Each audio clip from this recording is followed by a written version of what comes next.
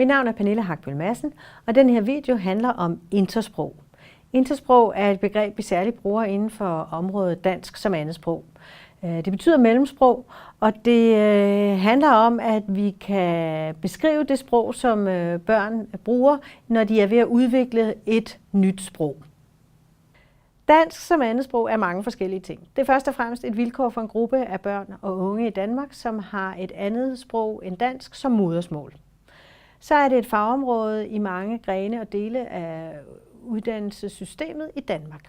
Til sidst så er det en dimension i fagene i skolen, og selvfølgelig ikke mindst i danskfaget, som jo er det vigtigste sprogfag i folkeskolen. At være tosproget indebærer selvfølgelig, at man taler og har brug for flere sprog. Vi kan inddele sprog i 3 forskellige typer af sprog. Først og fremmest modersmålet, som jo selvfølgelig er det første, man lærer, og som er der, hvor den primære socialisering foregår. Andetsproget kommer oftest efter. Der kan godt foregå det, at man lærer 2 sprog samtidig, altså simultant, men oftest vil andetsproget komme efter. Og det vil man typisk tilegne sig både i og uden for skolen. Sidst, men ikke mindst, skal vi selvfølgelig lige nævne fremmedsprog. Det er ikke så relevant i den her sammenhæng, men det er altså den type af sprog, som man lærer i en undervisningssammenhæng. Som danskunderviser, og hvis man har børn, der er tosproget i klassen, kan man med fordel være bevidst om, hvordan det foregår, når man tilegner sig et andet sprog. Man kan være opmærksom på de kognitive aspekter, dem der handler om tankevirksomheden, der hvor eleverne selv skaber sig nogle hypoteser, som de så afprøver og undersøger. Man kan også være opmærksom på de interaktionelle aspekter, der er i sprogtilegnelsen, at vi som undervisere skal deltage i nogle kommunikationer, hvor vi understøtter deres sprogtilegnelse. Og til sidst så er der selvfølgelig alle de sociale aspekter, som der altid er ved enhver form for læring. Modet, lysten og det her med, at eleverne faktisk har en idé om, at det har et formål, det de er i gang med at lære. Intersprog, det er en betegnelse for elevens sprog i tilegnelsesprocessen. Eller det kan vi kalde det. Og der er nogle karakteristika, som er ret centrale. For det første så er intersproget karakteriseret ved en vis form for systematik, selvom vi nogle gange ikke kan se systematikken. Det kan være, når eleverne har lært en måde at bøje et ord på, så bruger de det, uanset om det er det rigtige, men de afprøver det, de anvender systematikken. Det er, når de ikke siger vandt, men vindede eller slåssede, fordi den der the-endelse, den har de lært at kende som en datidsendelse. Intersproget er også foranderligt, det vil sige, at det kan ændre sig fra dag til dag. Der kan være mange forskellige ting, der har betydning for, hvordan det danske sprog kommer til udtryk hos eleven lige præcis den dag. Og desuden er det variabelt. Vi kan faktisk opleve inden for samme skriftlige tekst eller mundtlige fortælling, at man vil bruge på skift den rigtige og den forkerte bøjning af et ord. Det er ikke noget, vi skal være bekymret for. Vi skal understøtte, og vi skal holde øje med, hvor er eleverne henne i deres udvikling. Og normalt følger sprogtilegnelsen en trefaset udvikling, hvor man først og fremmest lærer sig en del ord at kende, altså ordindsamlingen. Derefter så fylder vi ud, så sætter vi ord imellem ordene, altså det vil sige, at vi siger ikke kun mad, vi siger, jeg er sulten og vil gerne have noget mad. Altså vi fylder ud, og til sidst så sker der selvfølgelig en sofistikering, altså at vi bliver bedre og bedre til sproget. Så intersproget skal vi følge, men vi skal ikke nødvendigvis blive bekymret over, at det ændrer sig fra dag til dag. Når vi har elever med dansk som andetsprog i vores klasser, så kan vi hjælpe dem og understøtte deres sprogudvikling på forskellige måder. En vigtig del af det er, at vi er bevidste om det danske sprog, og at vi også inddrager elevens modersmål. Vi kalder det et kontrastivt beredskab, når vi som både lærere og elever har nogle redskaber og noget viden om de sprog, vi beskæftiger os med. Og en måde, vi kan få det, det er at kigge på sprogtypen. Og det danske sprog skal vi selvfølgelig være bevidste om, når vi har elever, der er ved at lære det, at det kan være vanskeligt på nogle områder. For eksempel er der mange forskellige vokallyde. Der er mange ord med konsonantophobninger, der kan være svære at udtale. Der er det danske begreb stød, at det gør en forskel, hvor stødet ligger henne, når vi udtaler ord og sætninger. Der er nogle syntaksregler, der er særlige for dansk, altså måder, vi bygger sætninger op på. Og så er der rigtig mange små ord, der har stor betydning, og alle de ting kan gøre det vanskeligt at lære dansk. Så det er vigtigt, at vi er bevidste om at hjælpe vores elever med at forstå de her ting.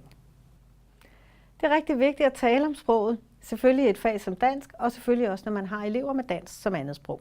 Og det kan man gøre på forskellige måder. Men noget af det, som virkelig kan vise, at der er forskel på sprog, det er at arbejde med typer af sætninger. Altså helt almindelige fremsættende sætninger. Hvordan siger man dem på dansk? Hvordan siger man dem på elevens modersmål? Spørgende sætninger, for det har stor betydning for et sprog, hvordan man stiller spørgsmål. Og benægtende sætninger, når noget ikke er eller ikke skal være. Det er 3 typer af sætninger, jeg vil foreslå, at man taler med sine elever om. Og nu skal jeg give et eksempel på det også. Eksemplet her, den her sætning, pigen spiller ikke fodbold, det er en benægtende sætning. Og på dansk, der laver vi benægtende sætninger ved at sætte et ikke ind. Det kan også være et aldrig, men det er altså det lille ord ikke, som i det her tilfælde gør sætningen benægtende. Hvordan gør man det på andre sprog? Jamen for eksempel på spansk, så bruger man ordet no. La chica no juega fútbol, men man sætter det der lille ikke eller no, det sætter man faktisk før udsagnsordet. Juega betyder spiller. På dansk vil det lyde sådan her, pigen ikke spiller fodbold. På engelsk kan vi sige, the girl doesn't play football. Og på dansk, hvis vi skulle oversætte det direkte, vil vi sige, pigen gør ikke spille fodbold. Og allerede her kan man jo fornemme, hvorfor børn kan have svært ved at lære et fremmedsprog. Og vi kan som lærer blive bevidste om, hvad det er for nogle fejl, de laver, og der kan være årsager til fejlene, som ligger i deres eget sprog, deres eget modersmål. Så det er vigtigt at være bevidst om. Tale og lytning er noget, vi arbejder med både i forbindelse med mundtlighed og i forbindelse med dansk som andet sprog og med sprogtilegnelse. Vi kan arbejde med både lytteforståelsen og forskellige lyttestrategier. Og jeg har nævnt 3, altså reproduktion, som går ud på, at den, der er ved at lære sproget, gentager efter læreren. Altså de lytter til et ord eller en sætning, og så gentager man den. Reproduktion. Reception handler mere om selve forståelsen. Det er nogle lytteøvelser, hvor man enten lytter efter helhed eller detaljer, men som altså går ud på at opfatte sprog. Og til sidst interaktionen, det er altså deltagelsen i samtaler, hvor man både lytter og taler, og er nødt til at lytte efter for at kunne indgå videre i denne her samtale eller interaktion. Det sidste, jeg vil nævne her i videoen, er den kompleksitet, der ligger i at tilegne sig sprog. Og det er altså både elever, der har dansk som andet sprog, og børn, der har dansk som modersmål, og som er ved at videreudvikle på deres sprog. Kirsten Hastrups samspilsmodel kan vise os nogle af de elementer, der er i sprogtilegnelsen. Den er egentlig lavet for at illustrere, hvad lytteforståelse er, og hvad det kræver, men vi kan bruge den på al sprogudvikling, synes jeg. Det kræver, at man har en begrebsmæssig viden og en sproglig viden. Og i det spil imellem de to, der er rigtig mange elementer. Man skal vide noget om verden. Man skal forstå sammenhænge i tekster.